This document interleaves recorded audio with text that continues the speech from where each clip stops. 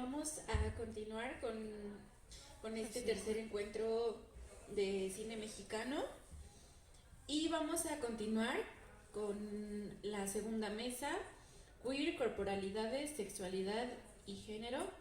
Vamos a empezar entonces con Víctor Villarreal, que nos acompaña vía remota. Víctor, vamos a iniciar contigo.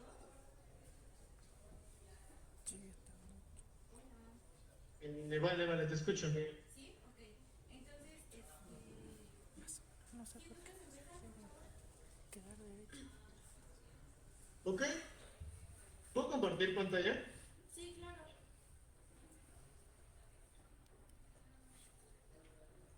¿Ahí me escucha? Sí, sí, por favor, sí te escuchamos.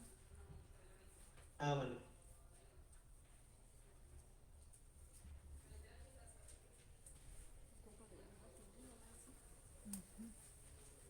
Bueno, buenas tardes a todas y todos. Espero que estén bastante bien. Solo que esta presentación creo que nos... um,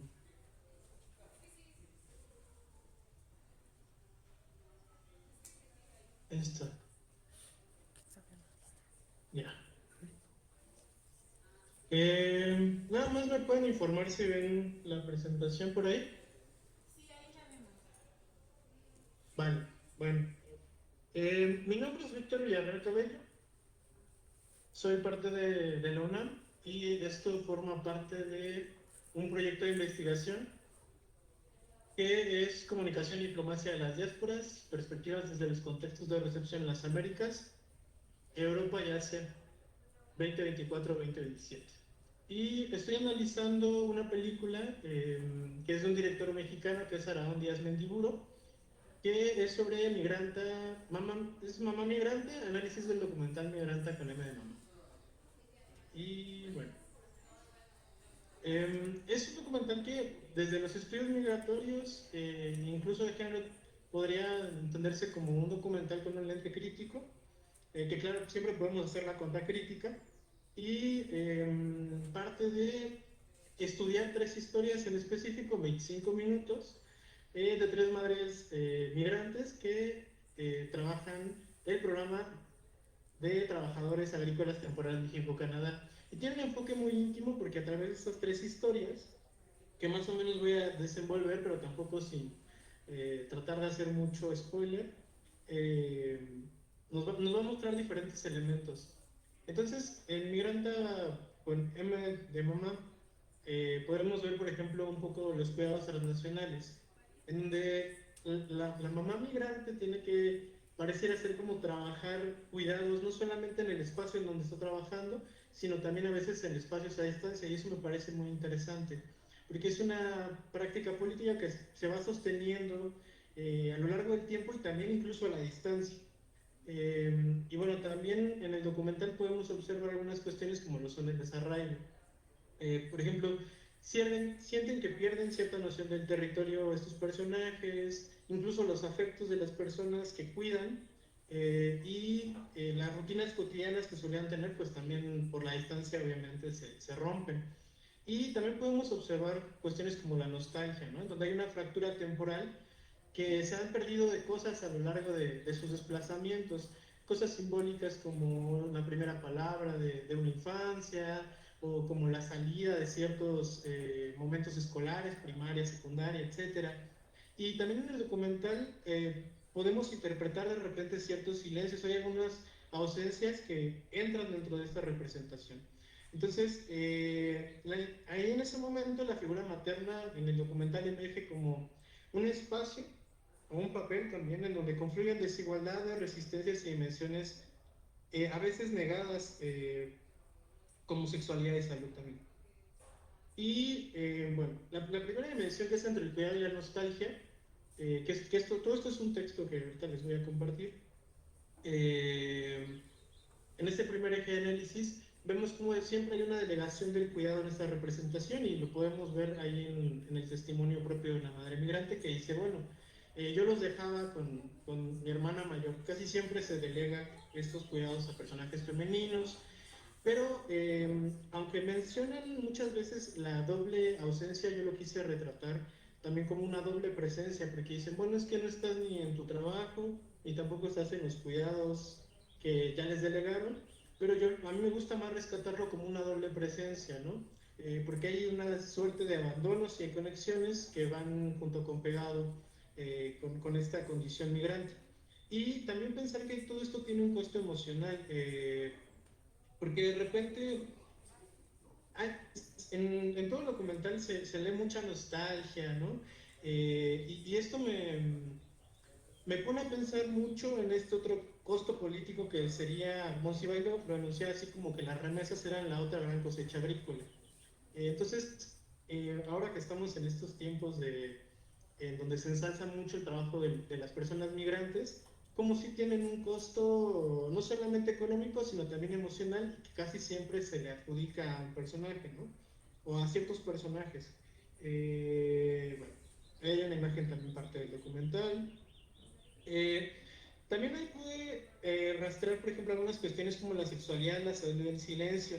Hay una invisibilización estructural, por ejemplo, por parte de los patrones canadienses, de a negar que efectivamente las madres tienen una sexualidad y en general creo que es un papel que como que se relega, ¿no? Que se trata de invisibilizar como si la madre no tuviera todavía estos procesos.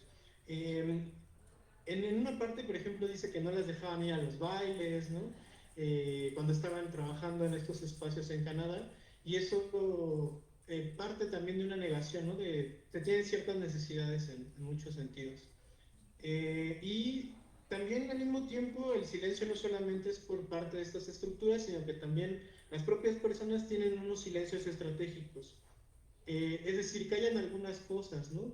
Por temor a represalias. Entonces, en este filme, en este cortometraje, las mujeres de repente ocultan embarazos, que no es cosa para menos, ¿no? Y el silencio lo hace notar como si fuera una especie de protección frente a la violencia y exclusión política, que en este caso pues, es que las corran, ¿no? Y aquí rescaté una frase de Beatriz, que es una de las protagonistas, que dice, si tú salías más tarde te preguntaban a dónde vas. Entonces también hay una suerte de atrapamiento de las personas que van a trabajar a estos programas y bueno, una negación de todo esto que ya mencioné. Otra de las historias que también me pareció muy interesante es la de pensarla, que también son procesos que están racializados, ¿no? Eh, por ejemplo, en algún punto la mamá se preguntaba y le preocupaba mucho que su hijo naciera morenito, ¿no? Decía, ¿y qué pasa si va a ser morenito, ¿no? Porque reconoce que hay una cierta carga respecto a las personas que son racializadas, no blancas. Y bueno, eso como también esos procesos se encuentran dentro del documental. También pensar en el despojo, hay una negación de la sexualidad, también como se piensa que son madres, se tiene como que esta relación de que trabajan todavía menos, ¿no? Y aparte hay un despojo incluso de la salud. Esto no es parte del documental, pero lo comparto como parte de mis notas de campo, en donde alguna vez una madre hondureña en Ciudad Juárez me dijo que enfermarse era un lujo, ¿no? Entonces también incluso te despojan de esa pues, capacidad de enfermarte. No sé si sea siquiera una capacidad o sea solo algo que acontece, pero así me lo expresaron en algún punto. Entonces son sujetos, sujetas que también tienen toda esa agencia completa de una u otra forma y que son seres íntegros, que no nada más son maternidades, ¿no? Entonces tienen una memoria, tienen una identidad, tienen aspiraciones y a veces esas categorías o colocarlas dentro de esas categorías, pues sí las colocan dentro de ciertos espacios instrumentales, ¿no? Entonces, si vemos un poco una dimensión política del tiempo, de cómo son a veces las movilidades en general, vemos que hay momentos de espera, momentos de interrupción también, que a veces pueden generar mucha incertidumbre, momentos de aceleración donde la vida tiene que ir muy rápido. En el documental, por ejemplo, hay frases que me parecen muy interesantes, ¿no?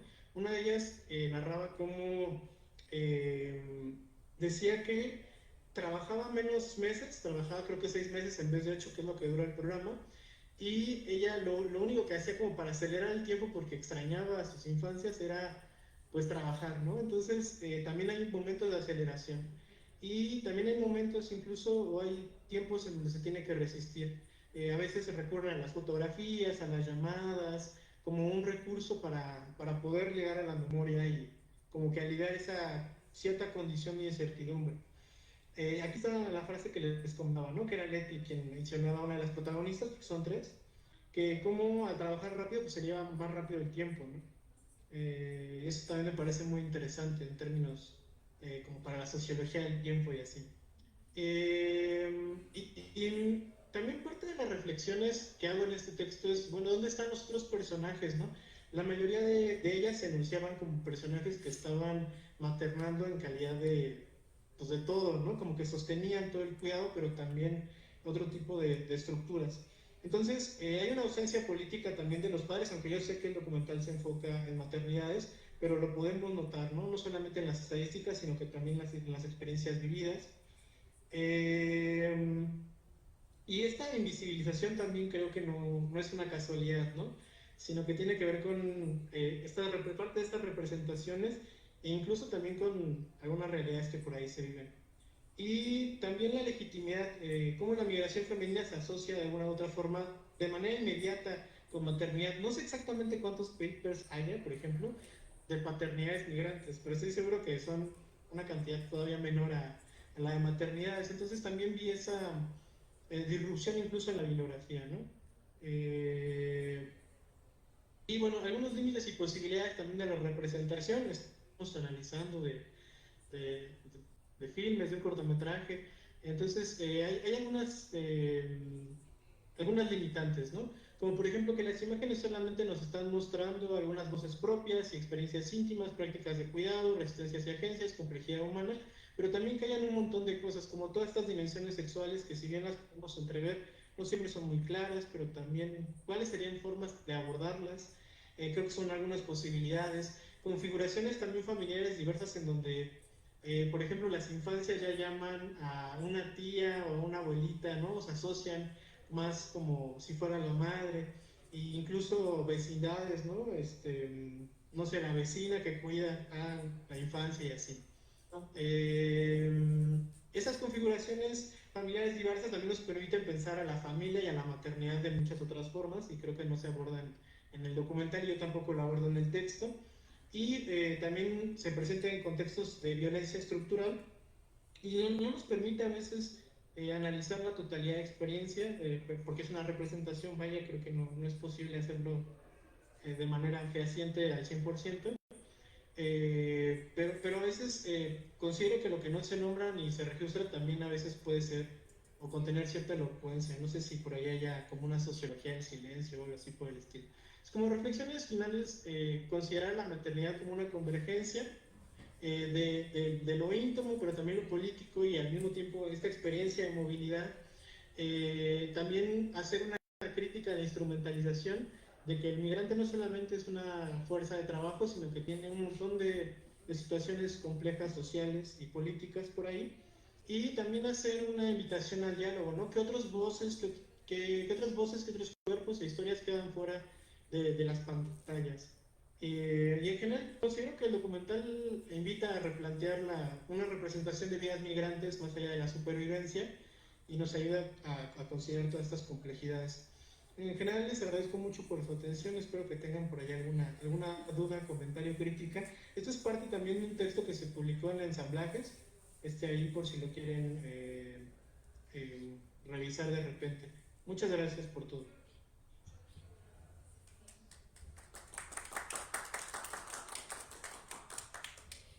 Bueno, Víctor, muchas gracias. Vamos a dar paso a nuestra siguiente ponencia, presentada por Estefanía Danae Aguilar Hernández y que se titula La comedia romántica como ejemplo de lo que debe ser la mujer mexicana. Adelante, Fanny.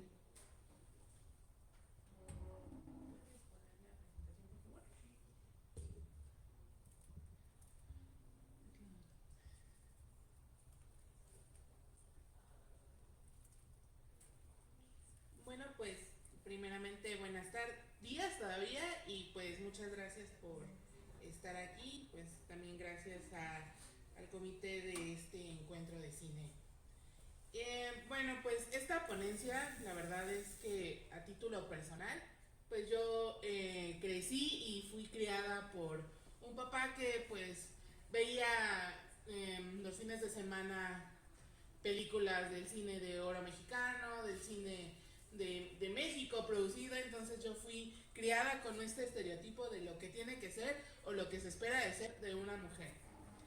Cuando entramos a las salas de cine o encendemos las plataformas o encendemos nuestra televisión, pues siempre vamos a ver este prototipo de protagonistas hegemónicos y a la mujer alta, joven, urbana, de clase media alta, cuya vida profesional es solamente un accesorio y cuya crisis existencial solamente va a girar alrededor de, pues, del amor romántico, de lo que espera de una pareja, de sus pretensiones de una boda, de sus pretensiones de encontrar al hombre ideal o a la pareja perfecta.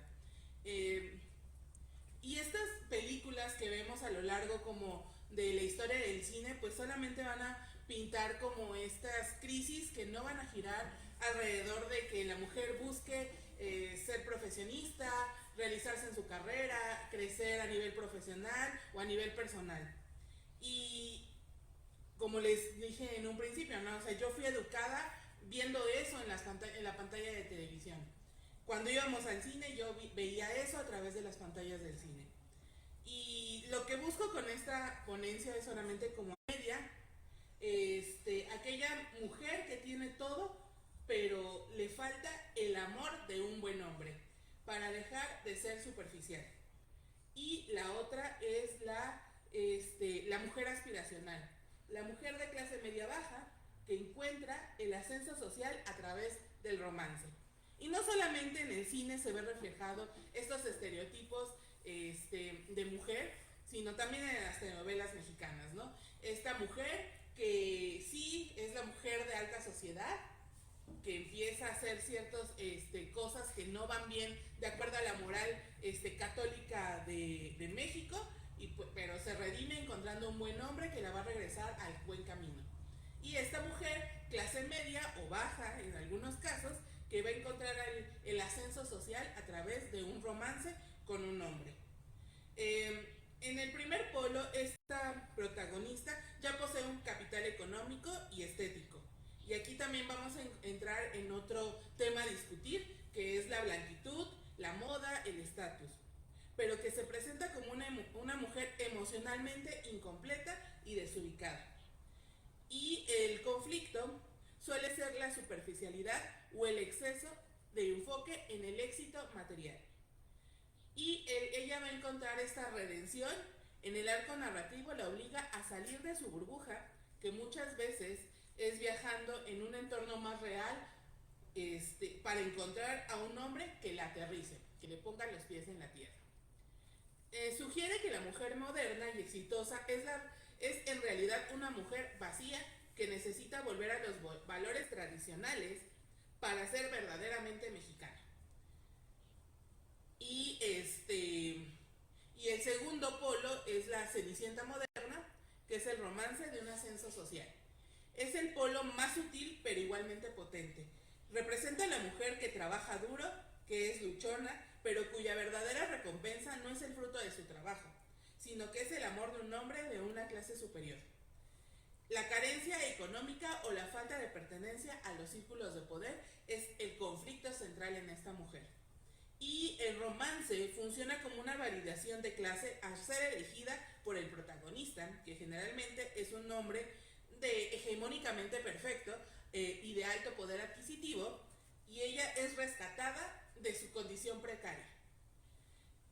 Y esto perpetúa la idea de que la mujer mexicana, el matrimonio sigue siendo la vía más rápida y legítima de la movilidad social por encima de la educación o el mérito profesional.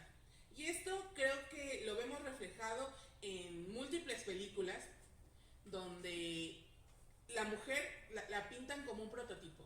Y tú como mujer mexicana, si te sales de ese prototipo, pues ya estás mal o no te sientes integrada como en este círculo que pues retrata las películas.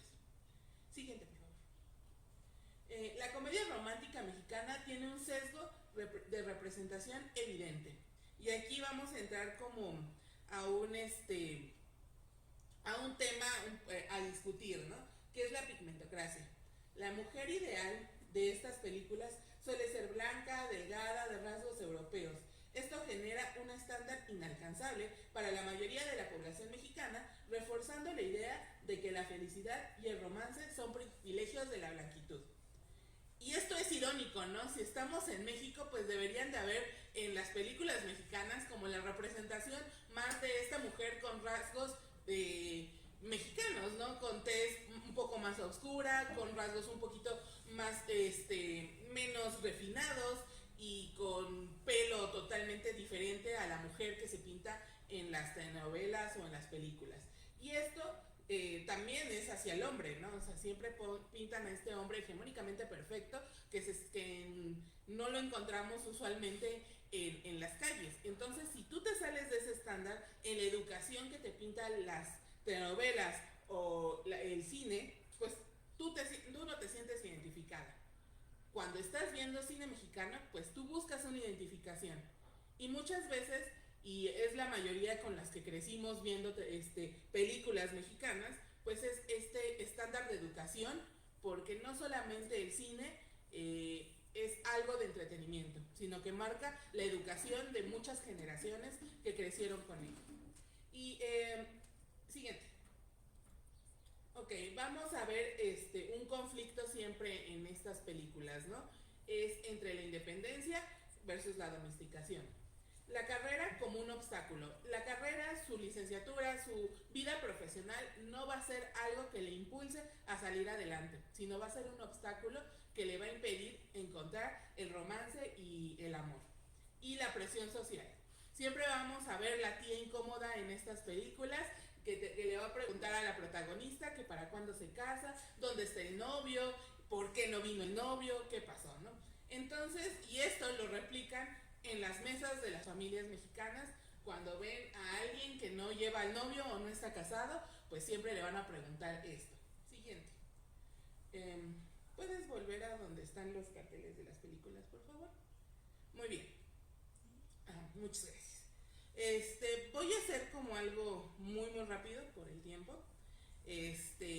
Ok. La primera película que aparece en el lado izquierdo del lado superior es una película que se llama El Derecho de Nacer, protagonizada por Aurora Bautista y Julio Alemán. Es de 1966. Aquí se puede ver cómo las bases de una domesticidad y el sacrificio que luego heredaría la comedia romántica. La historia comienza con un pecado contra el deber ser. María Elena del Junco, una mujer de alta sociedad, queda embarazada fuera del matrimonio. En el contexto de la época de 1966, el quedar embarazada fuera del matrimonio se ve como algo de un estigma o una cruz escarlata en el pecho. Y esto pues desencadena que su padre, el patriarca don Rafael, ordena matar al bebé para salvar el honor de la familia y el apellido. Y esto vuelve el arquetipo de esta mujer sacrificada, aquí donde mamá Dolores, la mujer negra, que es la empleada de la familia, salva al niño y lo cría en la pobreza. Y aquí vemos el ascenso de la vida social y la validación masculina. En estas películas del cine de oro, el llamado cine de oro mexicano, vemos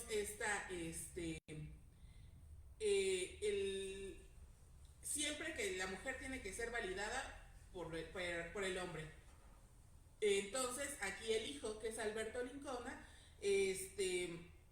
crece para convertirse en un médico. El bebé que nació fuera de matrimonio y lo cría la niñera negra. Y esto resuelve cuando Alberto, ya un hombre de prestigio, salva la vida de su abuela mediante una transfusión de sangre. Y el honor se restaura, no a través del perdón de la mujer, sino a través del éxito del hijo varón. Y aquí vemos cómo el hombre es el que tiene que salvar a la mujer. Y esto es la parte del pecado que se cometió al principio con la protagonista, tiene que ser salvado por el hombre al final.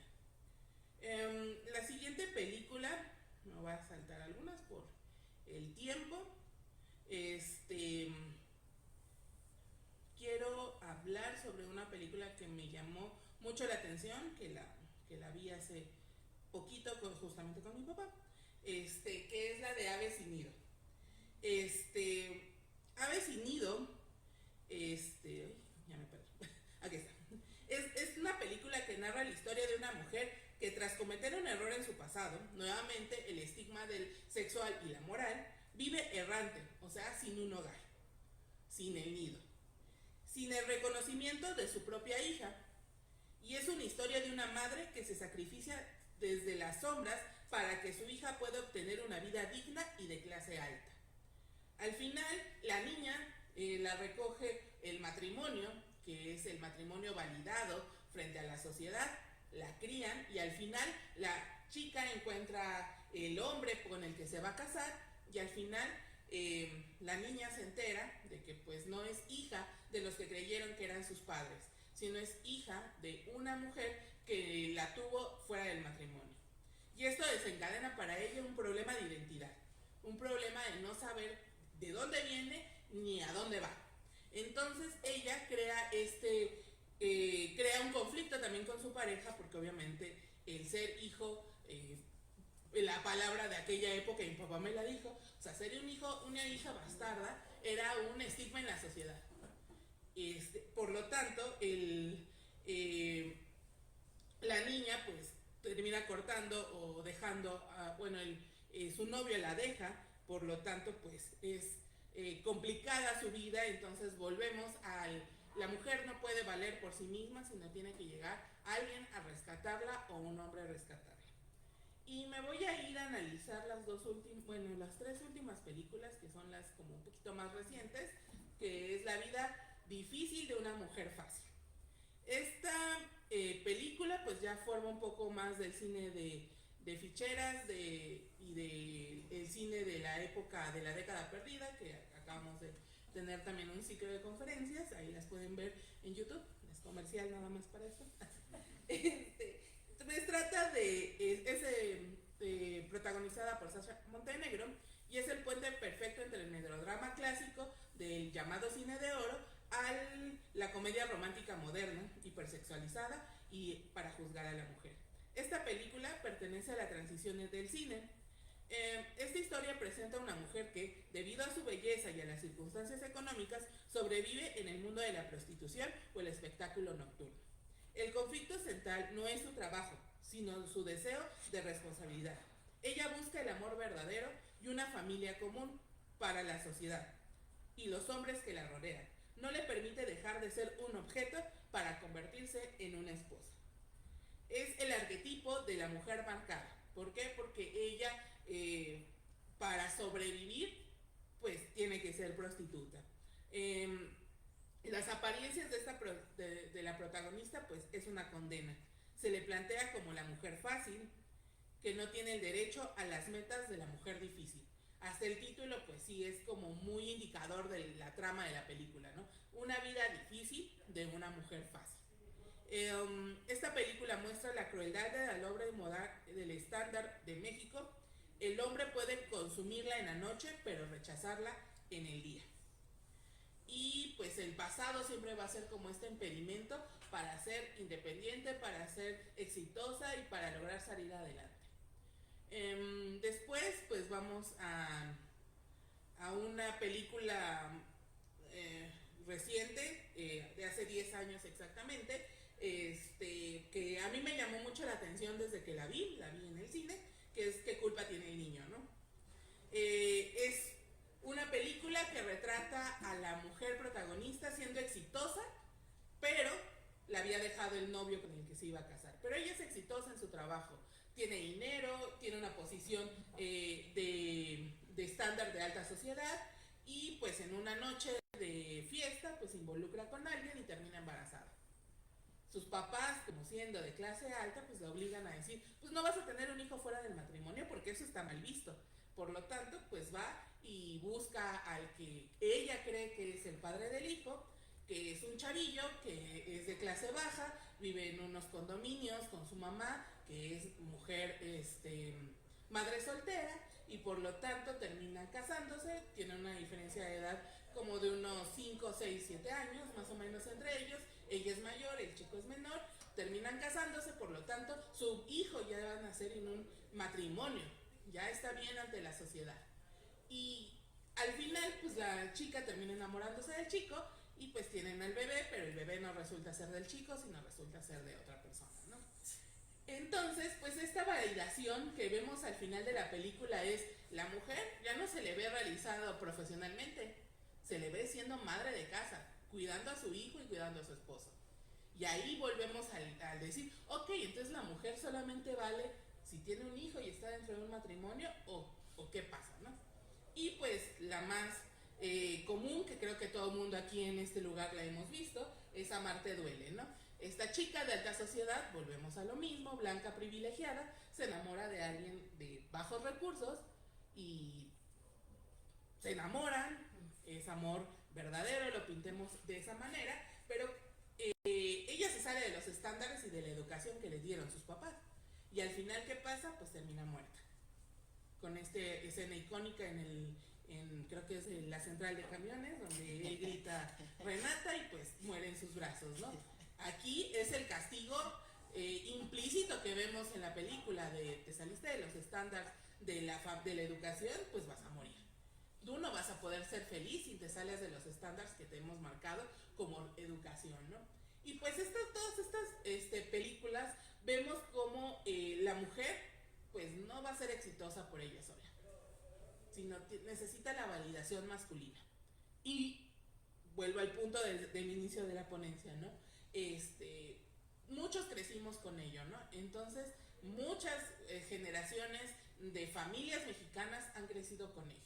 Y tal vez, o hablo por mí a lo mejor, más de una ocasión nos han dicho de, es que te tienes que casar porque si no vas a terminar, ¿te acuerdas de esa película que vimos? Así vas a terminar. Entonces, volvemos sí, el cine es un referente del mundo mexicano como lo pintan. ¿Puede ser? Sí lo es.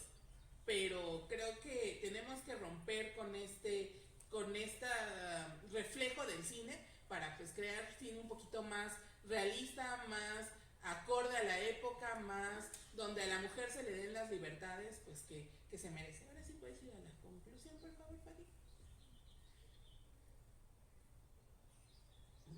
Ok, no se trata de prohibir el género de comedia romántica mexicana, ¿no? Sino de elegir la historia donde la identidad de la mujer mexicana sea diversa, autónoma y que no dependa su vida de un anillo para ser validada.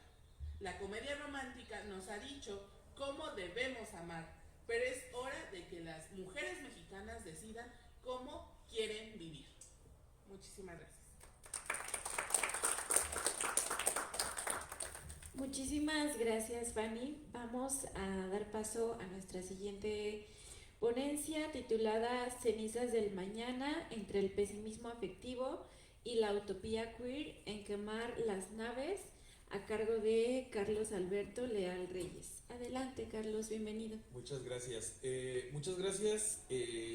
Por este esfuerzo, que como lo comentaba se ha vuelto un espacio seguro para quienes pretendemos realizar desde una perspectiva amplia un análisis cinematográfico, y en esta ocasión voy a referirme a una película del 2007 dirigida por Francisco Franco que se llama Quemar las naves y que pretendo tomar como referencia en cuanto a las posibilidades analíticas de contenido y discurso cinematográfico a partir de dos categorías, ¿no? Que es esta idea del pesimismo en clave de Heather Love y de utopía queer. Espero que el tiempo me lo permita. Vamos a empezar. La siguiente, por favor.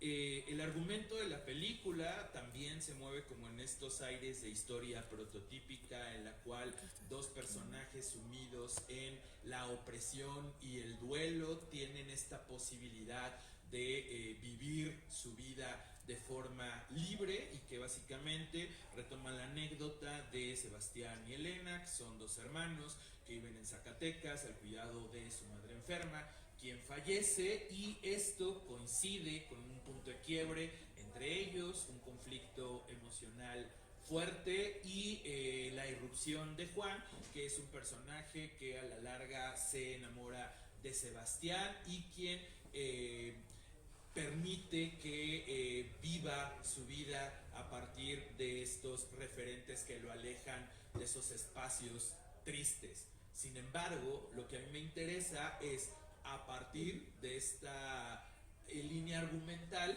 el poder establecer otras rutas que están orientadas fundamentalmente al reconocimiento de los afectos tristes, a el poder hablar de las formas a partir de las cuales podemos establecer espacios utópicos que no necesariamente llevan a finales felices, pero sí potencialmente transformadores, ¿va? Entonces vamos a continuar con la siguiente, por favor. En ese sentido, a mí me interesa ubicarme en varios tropos para poder entender un poquito acerca de la película, la cual les invito a ver. Y el primero de ellos tiene relación con el estancamiento y el duelo, ya que, como les mencionaba, el punto de partida es esencialmente la muerte de la madre de los protagonistas, que es un evento que actúa como catalizador de la crisis de identidad de los personajes protagónicos, también del aislamiento, pero que transita en función de una domesticidad opresiva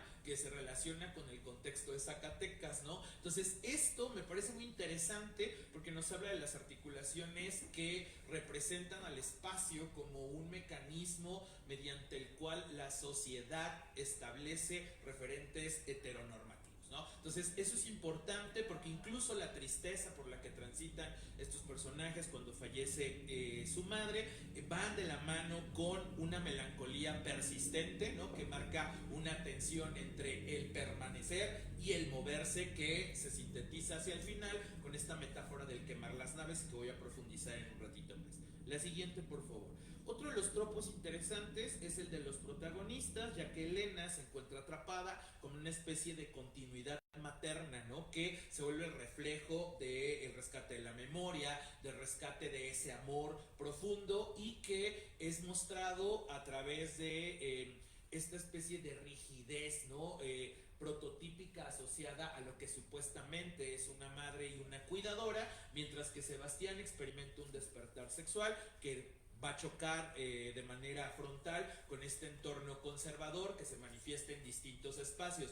No quiero abordar más temas de la trama, sin embargo se incluye la escuela como un entorno en el cual los conflictos son continuos, un segundo personaje que oculta su identidad y que también forma parte de las violencias que en algún punto sufre Sebastián, pero lo que me interesa rescatar en esta lectura que hago de la película es fundamentalmente esta idea del despertar sexual de Sebastián como un indicio del destello o de aquello que aún no está aquí, pero que potencialmente se volverá en una búsqueda, y esto coincide con un concepto que es el de utopía queer, que es esta idea de la futuridad, es decir, algo que no está, pero que podría estar. Este asunto del despertar sexual, ¿no? Que es como una metáfora que no me encanta, pero que funciona en cuanto que nos permite entender esa tensión permanente entre lo que es y lo que puede ser. Vamos con la siguiente, por favor. Con respecto a la atmósfera espacial, es importante hacer énfasis en este asunto de Zacatecas, porque se presenta como una sociedad estática, como una ciudad asfixiante, que es una metáfora de este peso de la tradición. Por otro lado, hay otro microespacio que es en donde ocurre la mayor parte de la trama, que es la casa, que la casa, una vez que fallece la mamá, se empieza a mostrar como profundamente abandonada, y que ilustra justamente como estos elementos a partir de los cuales se abre una grieta, ¿no? Y esta grieta se revela a través de la representación de hormigas que están en distintos espacios de la casa y que nos hablan fundamentalmente de estos elementos que hacen que los personajes se sientan en esta profunda ancla de la melancolía que no les permite crecer.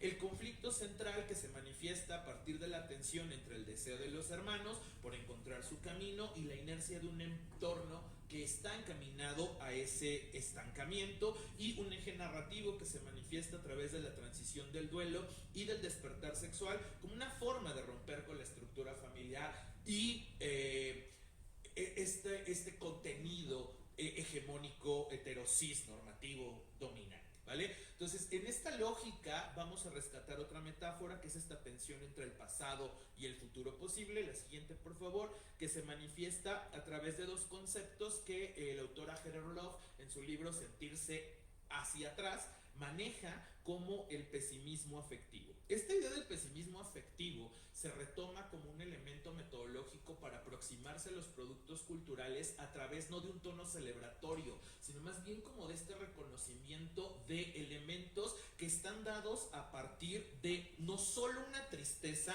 sino de una legítima rabia que se vuelve una postura política y teórica para entender la historia queer del dolor. Es decir, lo que manifiesta Heather Love es la posibilidad no solo de hablar de las metas a las cuales se ha llegado, sino de esas que nos han provocado frustración tanto a las personas queer como a otras disidencias, para poderlas enmarcar en un contexto específico y que esto nos permite otro tipo de reivindicación. Y este sentirse hacia atrás en el reconocimiento de la experiencia vinculada con el trauma, de tener memoria, porque de repente, bajo los contextos en los que se vive, ha habido como una preocupación muy fuerte por omitir el dolor, omitir el trauma, omitir el resentimiento, mientras que lo que nos dice Love, no, es que hay que hablar del resentimiento y hay que hablar de esa furia que se vuelve potencial cambio, porque si no, olvidamos lo que nos tiene aquí. Entonces, en ese sentido, el contenido de la película espejea con ese dolor, con ese trauma, que después se vuelve el catalizador de la transformación. La siguiente, por favor. Otro elemento dentro de esta propuesta es el de la melancolía persistente, ya que remite a la posibilidad no solo de superar el duelo rápidamente, y es algo que ocurre en distintas películas, ¿no? Que este asunto de que de una escena a la otra lleva una transformación radical de los personajes. Aquí no, aquí el duelo los acompaña prácticamente hasta el final de la película, donde hay una resolución que no es una resolución, sino más bien es una puesta en escena de una posibilidad abierta, ¿no?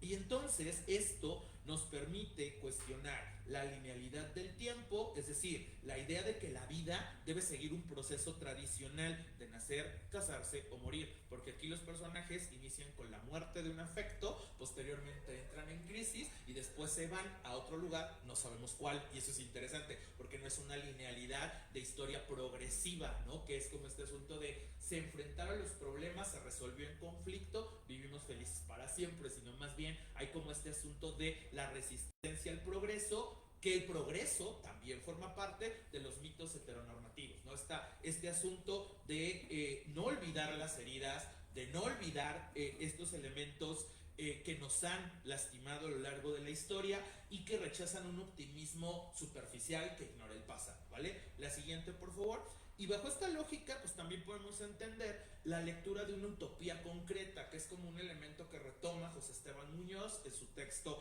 Utopía Queer, y que elabora a partir de dos componentes que me parecen esenciales. Primero, una crítica al aquí y al ahora mediante una especie de herramienta para señalar el presente, que en el caso de la película sería este Zacatecas asfixiante, que es insuficiente y limitante para la existencia de los personajes, y el deseo como una especie de destello, ya que esta dinámica de los hermanos se vuelve como una especie de construcción esperanzadora de lo que puede estar en algún punto y que es señal de el más allá, de que hay un límite más allá de las normas heteropatriarcales. Y esto plantea una futuridad alternativa, ya que no se trata de un final feliz, sino más bien de una apertura, de un horizonte de posibilidad, también de un acto que metafóricamente es el quemar las naves, que es esta anécdota que tiene que ver con la conquista, ¿no? De cuando llegaron y se quemaron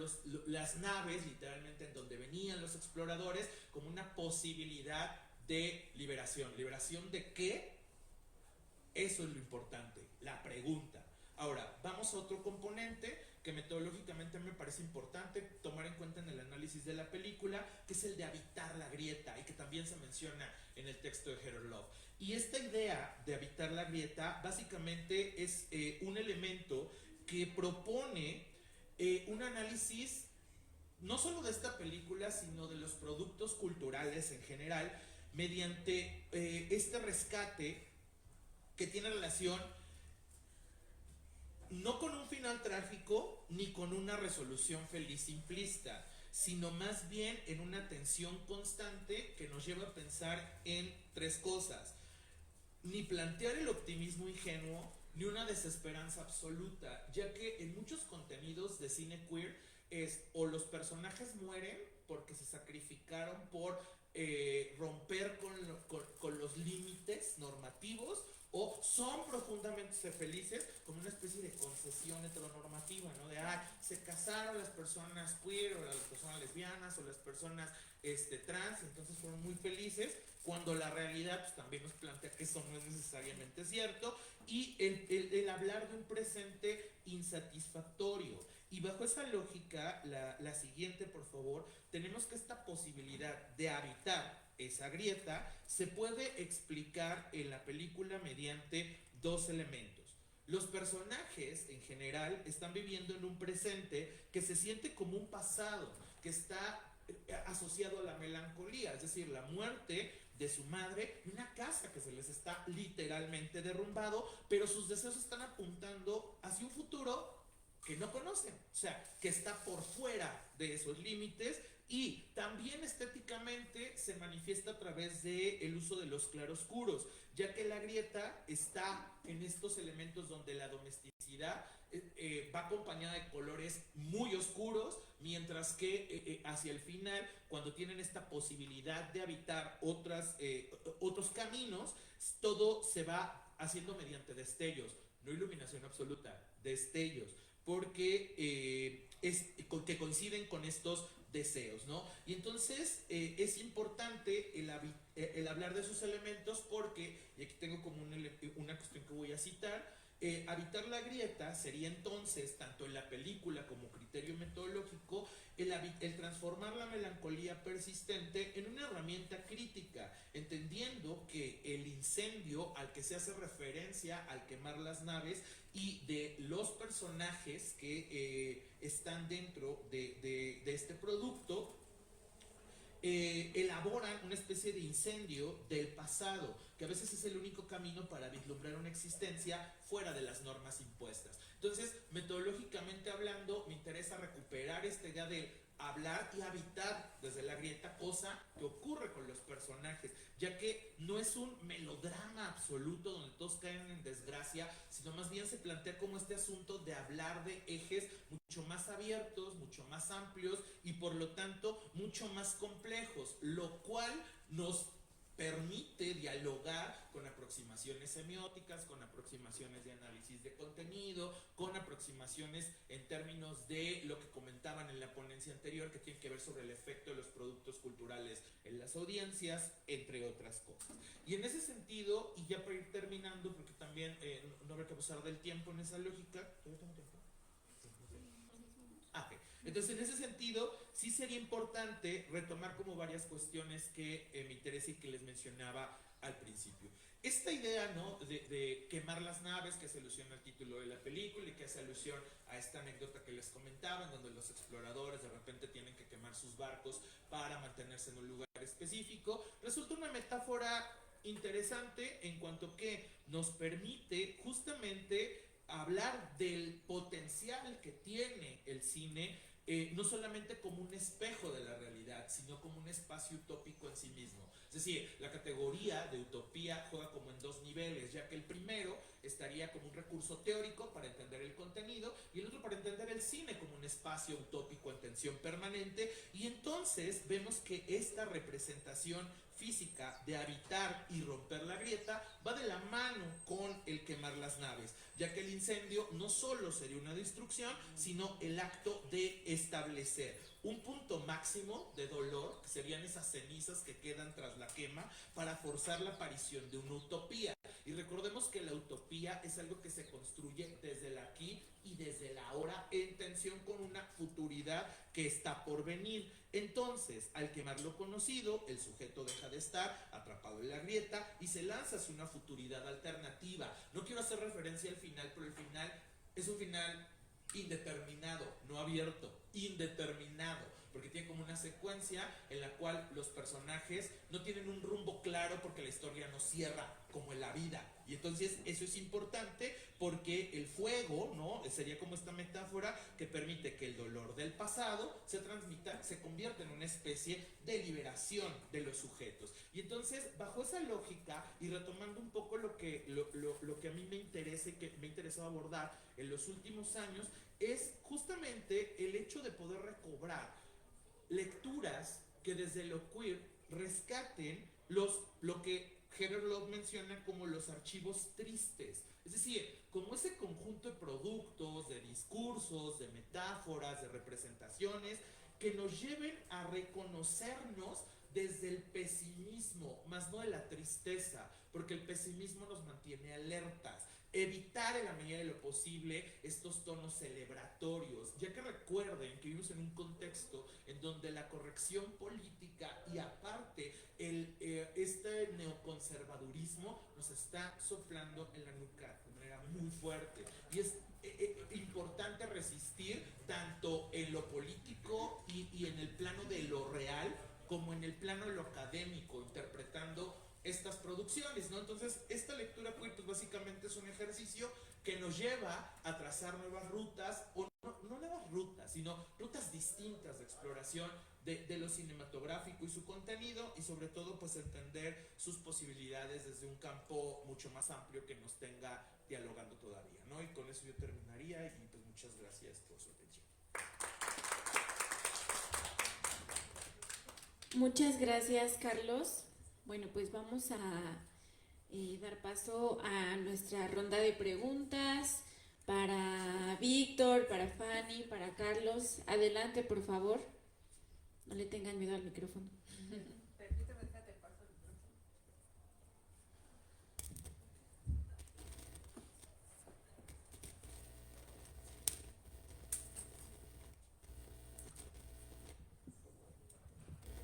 Mi pregunta es para Fanny. Quería preguntar si hay películas de este tipo no hegemónico y dónde las podemos buscar. Algunas producciones independientes, donde reflejen otros cuerpos que no vemos en los cines, por ejemplo. Y también qué tanto de esas producciones se salen fuera de la narrativa, ¿no? De la que el discurso habla. Solamente eso.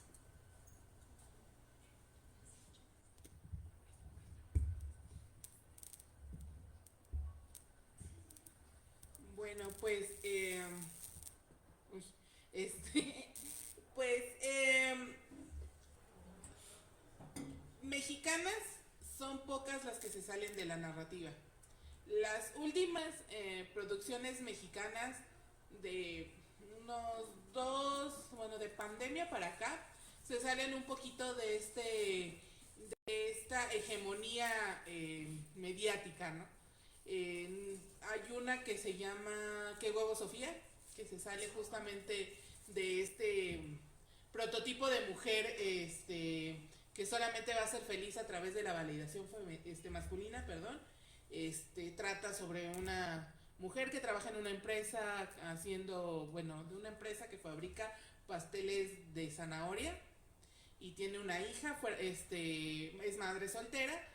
Y hay una trama enredada chistosa en la trama de la película, pero al final se ve y se constata que esta mujer va a ser exitosa en su trabajo y no necesariamente a través de un matrimonio, o no la va a llegar a rescatar un hombre.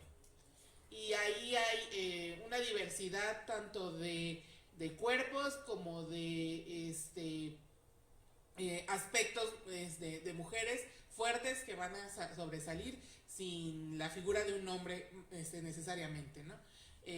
A la mente ahorita solamente me acuerdo como de esa película, pero el cine mexicano de pandemia para acá sí está intentando hacer películas donde se rompamos el molde de la hegemonidad, tanto en cuerpos, como en pieles, como en historias narrativas, como en mujeres independientes, como también están retratando la otra cara de la moneda de los hombres, que no necesariamente ser guapo te hace ser inteligente, al contrario, o el o figuras como homosexuales que siguen siendo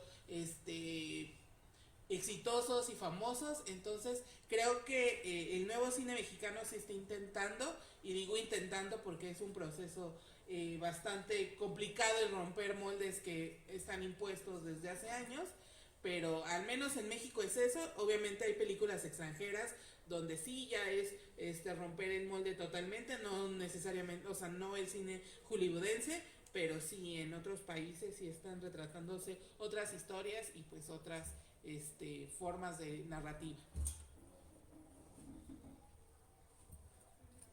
¿Alguien más tiene alguna pregunta? Mi pregunta es para Carlos. Hola. Lo poco que te alcancé a escuchar, lo queer, la utopía dentro de la película que nos presentas, ¿cuál sería el momento más significativo dentro de estas dos? Y además, ¿estas dos categorías se unen? Gracias. No, gracias a ti. Sí, me parece que uno de los momentos más significativos tiene que ver con la resolución final. O sea, hacia el final de la película es cuando los personajes toman decisiones con respecto a su vida a partir de reconocer el duelo como potencia, que eso fue lo que me llamaba la atención, ya que uno de los aspectos que convencionalmente se cuentan en las historias LGBT tiene que ver como con este campo de la... Zacatecas se ve como una ciudad extremadamente opresiva, cosa que dudo que ocurra en la realidad, pero que se manifiesta como un espacio que limita a los personajes, ¿no? Entonces en ese sentido hay como un contenido utópico, y el contenido utópico también tiene como esta posibilidad de dialogar con esta metáfora del rescate de los archivos queer, ¿no? Que hay que hablar de lo triste y hay que hablar de cómo nos sentimos, y hay que hablar de esta posibilidad de recuperar, por ejemplo, el potencial de una palabra que puede ser muy coloquial, del ardor, ¿no? De que pues, sí nos ardió que nos hicieran esto, pero pues está en un producto artístico, está en un trabajo académico, y en este caso está pues, en la película, ¿no? Entonces creo que sí son conceptos que dialogan. ¿No? ¿De qué? Ay, yo nada más para felicitar a la mesa, a Víctor, a Carlos, a Fanny. Híjole, de repente estos temas tan pasionales, sentimentales, híjole, quién ha perdido a alguien, ¿no? Y la casa, como ese espacio, el habitar, tanto pensando en esta última presentación que Carlos nos mostraba, ¿no? Zacatecas como un espacio represivo, pero la casa ya no se vuelve el lugar seguro precisamente, ¿no? Y entonces hay que reinventarse algo. Fabuloso. Nada más yo tenía una pregunta para Víctor. Víctor, esta sociología del tiempo, ¿ya se desconectó? No, yo creo que mejor hácela aquí. ¿Lo podrías escribir para ti por fin? Sí, claro. Esta sociología del tiempo, ¿cómo se aplica a la película, bueno, al documental que él nos presenta? Porque como que ahí me perdí un poquito. Y pues, nada más. Gracias. Okay. La voy a repetir. Esta para Víctor. Víctor, ¿sí nos escuchas? No, ya se salió. Ok. Yo también tengo una pregunta para él. Y bueno, yo tenía una pregunta para Fanny, y es, ¿de qué manera observas el cambio o permanencias de los discursos sobre el cuestionamiento y representación de la mujer? Es decir, ¿cuáles crees que sean los cambios narrativos entre las películas de la llamada época de oro con las actuales, con el fin de justificar justamente ese prototipo y esa representación? Ok. Evidentemente, y vuelvo a repetirnos, hay permanencias en este discurso, sí las hay, porque sigue siendo el hombre el que tiene que llegar a ocupar ese papel salvífico en la vida de la mujer. Las narrativas son diferentes, porque en el llamado cine de oro, pues la mujer era criada, educada, y toda la narrativa es en que tiene que educarse para ser una buena esposa. el que su único papel en la vida es ser una buena esposa. Y no, a menos que ahorita se me vaya la memoria, no recuerdo un inicio de una película del llamado Cine de Oro, donde empiece siendo una mujer que va, trabaja, es independiente, pero aparte también tiene que buscar el amor y la validación de un hombre, ¿no? Sino todo gira alrededor de la validación de estatus social que te va a dar un hombre. En las películas actuales sí se ve esta narrativa de la mujer que sí estudió una carrera, que sí se está desarrollando profesionalmente, pero aparte necesita la validación de un hombre, ¿no? La de qué culpa tiene el niño, ¿no? Empieza siendo esta mujer exitosa en su trabajo, independiente, porque ella hace lo que quiere de su vida, pero pues termina teniendo que tener la validación de un hombre con menos recursos que ella, sí, no teniendo una carrera ni una licenciatura, sí, pero siendo un hombre. Entonces sí hay un cambio de narrativa, evidentemente por las épocas no podemos seguir retratando esta narrativa del llamado Cine de Oro, sino pues cambia la narrativa a una narrativa actual, pero sigue siendo el hombre que tiene que validar a la mujer y que tiene que salvar a la mujer, y que sí, el hombre puede hacer lo que quiera de su vida y nunca va a ser tachado moralmente mal, pero la mujer, si tiene alguna falla en su haber, sí está moralmente mal, ¿no? Entonces hay cambios y pues obviamente hay permanencias en las narrativas. Muchas gracias. Bueno, cerramos entonces nuestra ronda de preguntas y pues así terminamos esta segunda mesa. Muchísimas gracias a nuestros ponentes. También comentarles que se les va a mandar su constancia vía correo electrónico y pues sigan acompañándonos en nuestras siguientes mesas, y eso sería todo. Muchísimas gracias.